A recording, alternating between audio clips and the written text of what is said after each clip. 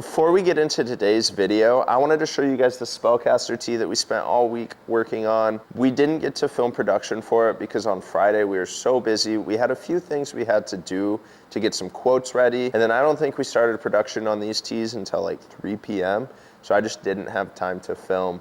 But we have a new project this week, and today's video I really wanted to focus on taking artwork from paper, just a hand-drawn piece of art, putting it into the computer, vectorizing it, and then getting it onto a film output. So let's get into it. This is the base drawing that we have that our artist drew up here.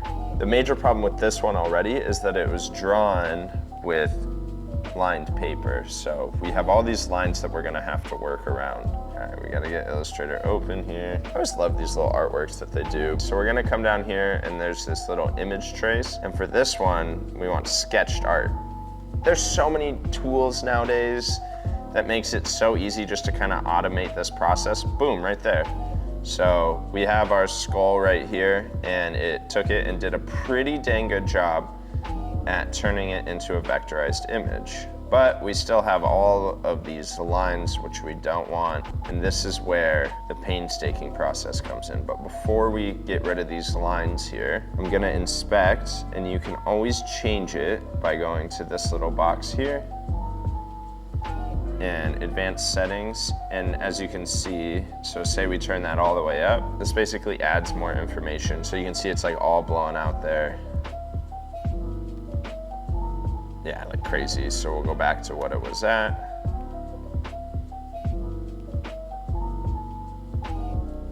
I'm pretty happy with this. It retained the image pretty good.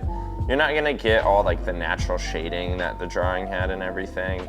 I'm okay with that. I think it still looks very cool.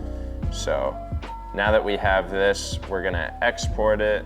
We now have to get rid of these lines, and I do that by the painstaking process of coming in here with an eraser and just simply coming in, erasing, and just working the image that way. Okay, so we have our artwork here, and we made it out of AI. We erased all of the lines that were there from the lined paper. But now I want to split this artwork up just a tad bit more. So for the NS, I want it to be red on the middle, but have a little outline here that's going to be the same color as the skull.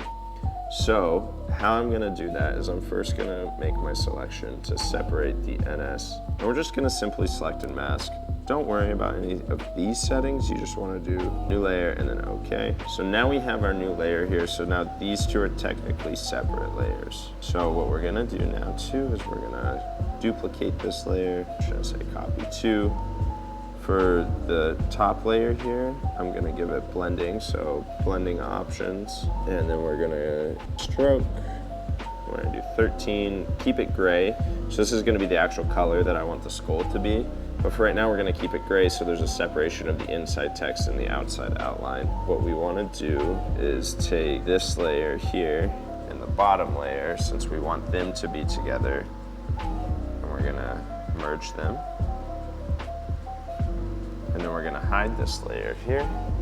And now we can take our little magic eraser and just go boom, boom. The one last thing we should do is turn this outline black. And I'm just gonna simply make a rectangle.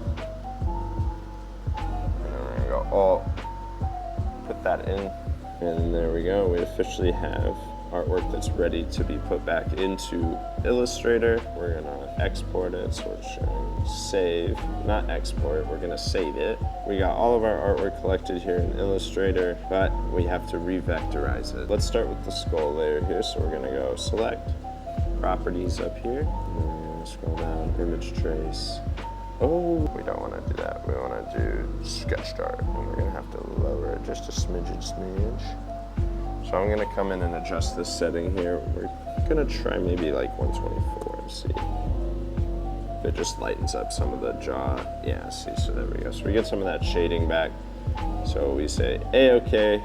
So I'm going to take my skull here, and we're going to drag to select all of our layers here, and then we're gonna pull it over, and this is a 16 by 16.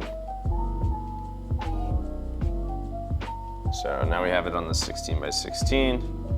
We're just gonna kind of size it. There we go. And we just wanna kind of take it to the edges of what we can do and get it in the ballpark of that size. Okay, so you can see I'm kind of pushing it to the edges. That's okay, because I'm just trying to get the general gist and size of this thing. So now I'm gonna open another file. And this one, I'm gonna just do it a little bit bigger. This is what, when I get artwork for like big back prints, I have a 17 by 19.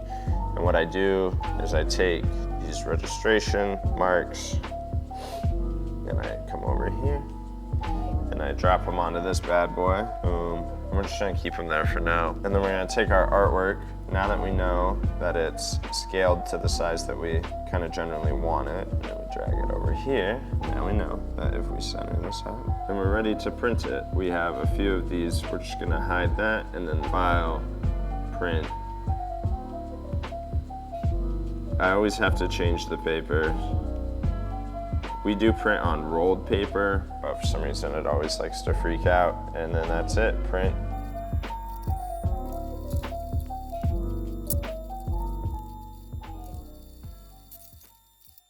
This one took forever to print, but here is our big skull, printed really nice. And then here is the second layer for it.